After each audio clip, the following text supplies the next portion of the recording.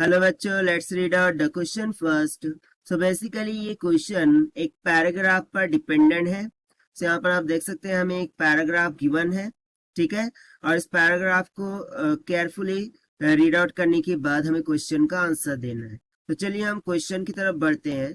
So question में बोल के आ रहा है कि दो कैपेसिटर्स है, ठीक है, जिसकी कैपेसिटेंस 5 माइक्रोफैराड है हो जाती है जब उन्हें पैरेलल में जोड़ा जाता है, और वही 1.2 माइक्रोफैराड हो जाती है जब उन्हें सीरीज में जोड़ा जाता है। सो हमें बताना है कि वो कैपेसिटेंसेस क्या होंगी। सो इसके लिए देखिए, सबसे पहले तो हम बात कर लेते हैं यहाँ पर की कॉन्सेप्ट की। Okay, so let me write down the key concept first. So key concept हम कहाँ से एक्सट्रैक्ट करेंगे? जो भी हमें पैसेज गिवन है उसमें से।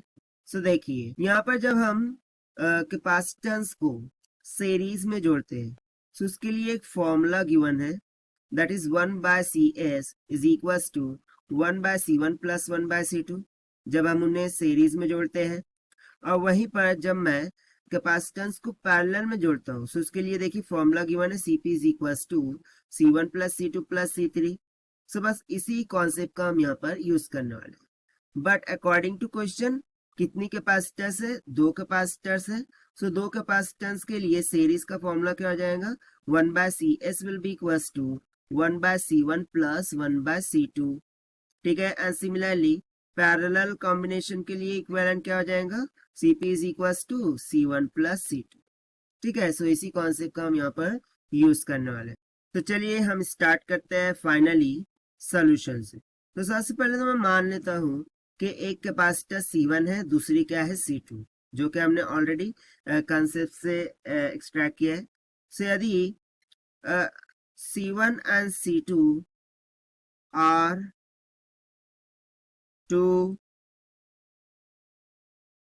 capacitance, then by using the concept उनका जो पैरेलल कॉम्बिनेशन होगा that is CP, this is equals to C1 plus C2, और वो हमें किसकी इक्वल गिवन है? देखिए 5 माइक्रोफैराड की इक्वल, ठीक है। सिमिलरली पैरेलल कॉम्बिनेशन है दैट इज 1/CS, ये किसके इक्वल हो जाएगा? देखिए मैं यहाँ पर यदि डिनोमिनेटर को कॉमन कर दूं C1 इंटू C2, सो ये क्या हो जाएगा? C1 plus C2। सो यहाँ से मुझे सीरीज कॉम्बिनेशन के लिए इक्विवेलेंट क्या मिल जाएगा? C1 into C2 divided bye C1 plus C2। और इसकी वैल्यू हमें किसकी इक्वल गिवन है? देखिए 1.2 माइक्रोफैराड के लिए। तो बस इसी इंफॉर्मेशन को हम यूज करते हुए सॉल्यूशन बना लेंगे। तो चलिए सबसे पहले तो मैं क्या करता हूँ, ये C1 प्लस C2 के प्लेस पर वैल्यू सब्स्टिट्यूट कर देता हूँ।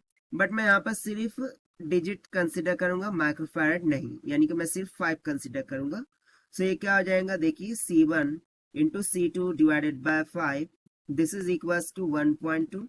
सो यहाँ से मुझे C1 इंटू C2 ये किसके इक्वल मिल जाएगा?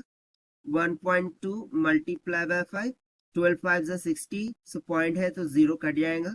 सो मुझे C1 ये किसके इक्वल मिल जाएगा? 6 डिवाइडेड बाय C2 के, ठीक है।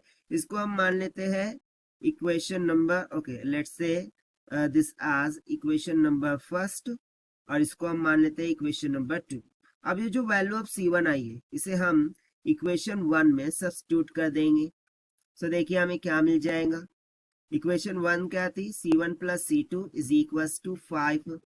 यहाँ पर मैं वैल्यू सब्स्टिट्यूट कर रहा हूँ 6/C2 plus C2, this is equal to 5। So यहाँ से देखिए यदि मैं C2 से मल्टीप्लाई कर दूं, ठीक है, सो मुझे एक इक्वेशन मिल जाएगी C2 इंटू C2 का स्क्वायर, 5 इधर आके minus of 5 times of C2 हो जाएगा, प्लस 6 इज इक्वल टू 0।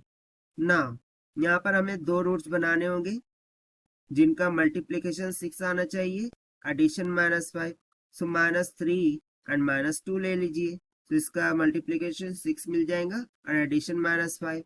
तो सिंपली यहाँ से मैं लिख सकता हूँ कि C2 -3 हो जाएगा एक रूट, और दूसरा रूट हो जाएगा C2 -2 इक्वल्स टू 0। सो यहाँ से बेसिकली C2 की दो वैल्यूज आ रही है, एक तो 3 माइक्रोफैराड और दूसरी क्या आ रही है? 2 माइक्रोफैराड। अब इस वैल्यूज को हम इक्वेशन 1 में सब्स्टिट्यूट कर देंगे, सो हमें C1 मिल जाएगा. So C1 will be equals to 5 minus C2. So this will be equals to 5 minus 3 रखेंगे, सो 2 माइक्रोफैराड मिल गई. और यदि मैं C2 की वैल्यू 2 रख दूं, सो मुझे क्या मिल जाएगा, 3 माइक्रोफैराड. यानी कि यहाँ से मैं सिंपली बोल सकता हूँ कि एक कैपेसिटेंस क्या हो जाएंगी, 2 माइक्रोफैराड. सो अल्टीमेटली जो दूसरी कैपेसिटेंस है वो कितनी हो जाएंगी, 3 माइक्रोफैराड की. और यही हो जाएगा हमारा रिक्वायर्ड आंसर जो कि हमसे पूछा गया था to find out. And this we have found by using the formula of series combination and parallel combination of capacitor, जो कि हमें पैसेज में गिवन था. So this is the required solution. I hope you understood well. Best of luck. Thank you.